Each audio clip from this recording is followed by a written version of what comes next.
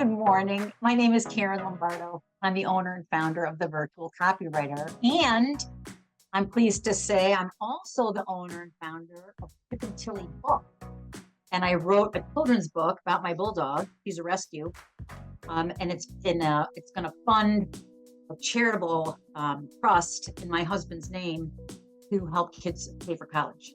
So the book will come out in the fall. And so I have these two ventures going on right now. It's very exciting.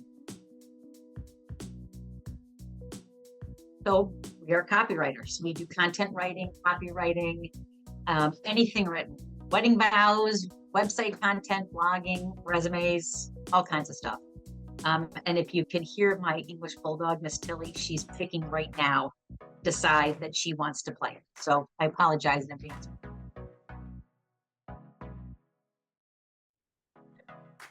You know, every day is something different. And I think that's what I like the most. You know, in my earlier profession, the things that I did, I worked in New York City. I worked for a huge company. I worked for a big law firm and a big change of starting my own business. So it's nice because that no 2 days are the same. And I know a lot of jobs are like that, but you know, I think today I have a best man speak, 2 resumes, and we're starting a brand new website for a client I'm super excited to do. So it's something different all the time. I love small business. I think that's the best part. And maybe because I worked in big ones for so long that I find that entrepreneur spirit really kind of cool. And my late husband owned 2 businesses, and one of them was a startup. I watched him go through that, and it was a lot. And even mine. I mean, I've been writing for a very long time, but still. So I think there's something about getting somebody's ideas out of their head onto paper, and especially for a website, in the design. And when they just freak out and they're like, oh my God, this website's so cool. That's just the best. Most people, when they think of a copywriter or a content writer, they think of, you know, website content, blogging. But there's a different side of my business. And I think that's the part that kind of balances out the work part of work.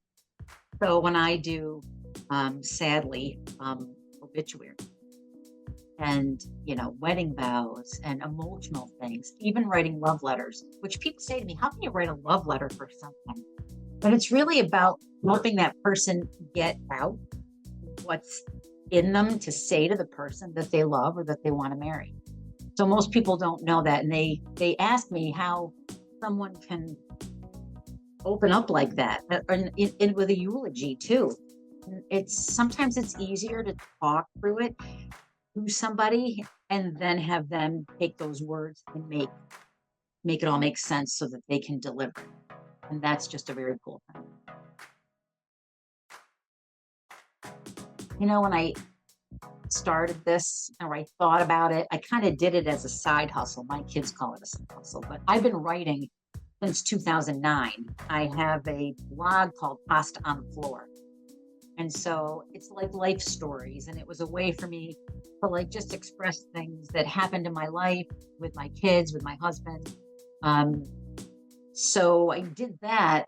And then as you know, my career, you know, I'm in my mid 60s now. And as my career started to change and, you know, travel gets really, it's not exciting to be on a plane every week or drive. I was working for an awesome company in Delaware, and I would go there a week in front.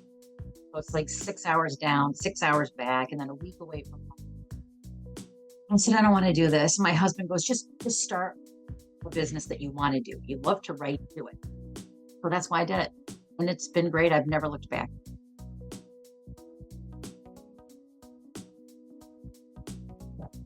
Now, I don't know. I don't look at anything that I've done greater than anything else.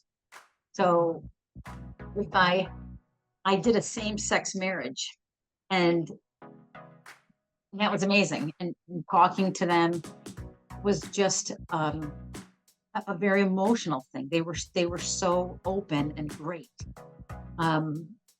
But then, like I said, I'm starting this website now for this woman, and she's just the coolest thing, and I can't wait to do it. So I don't think I have there isn't really a high and low.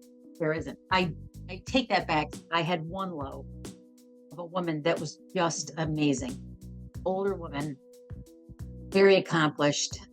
And I went to renew her hosting because I host the websites that I design, and she passed away. And I was heartbroken. I felt, because I knew her so well, and I just loved her. And I called her brother, who I've done work for too, and I said, "Oh my God, I can't believe she died." So that was a hard one. So I don't think there's any like super crazy thing. I guess that's lucky, as in life. If you can keep it like this and not so much like that, I think it's better. Oh, I do not have a favorite joke. I love to laugh, and I probably laugh at myself more than anything else. But I don't have a favorite joke. I really don't. I mean, when I was a kid, I had like all the knock knocks and all of that. But no, I really don't have a favorite joke. But I do love to laugh. I think my bulldog makes me laugh more than anything else. They're very funny. English bulldogs have an entirely crazy personality. I think she makes me laugh more than anything. Most people that know me or have, if you meet someone at an event and they recognize the business name and they go to my website, because Miss Tilly is my bulldog, she's on the contact page in all her glory. And on my Instagram feed, she's all over it. So most people will say to me, "Why did you ever get an English bulldog?" Because it's just not a lot of people have bulldogs. They're labs, and not a lot of people do. And they're, as I said, they're very funny, but they're crazy. And so most people, if they want to get to know me, they'll ask me that. A lot of people ask me about my glasses. I don't know why. I think they're kind of cool, but most people say to me, "Your glasses are so cool." So most people do that. Otherwise, I'm a pretty open person. People can talk to me about anything. Like I hate to say it, but maybe I'm just not that deep that I don't have a quote. When I was younger, I loved I still love hockey, and I loved Wayne Gretzky. And what is his quote? That you miss 100% of the shots you never take. I think that's a great quote, but I don't have anything that I really live by. I do love movies, and I'm Italian, and Moonstruck is one of my favorite movies. And so every once in a while, I'll let something fly from Moonstruck, but I don't really have a quote.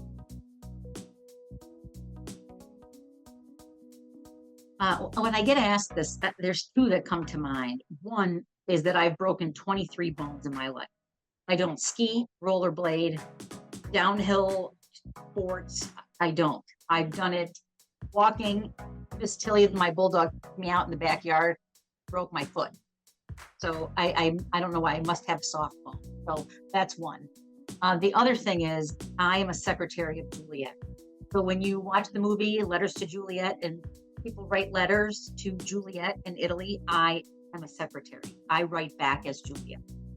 And I do probably 10 to 12 letters a week that the people in Italy send me, and I answer, sign it. It's very rewarding. It's great. And being a widow, they send me letters from widows. And so it's kind of cathartic that I have the opportunity to open up with someone and help them at a level that I understand.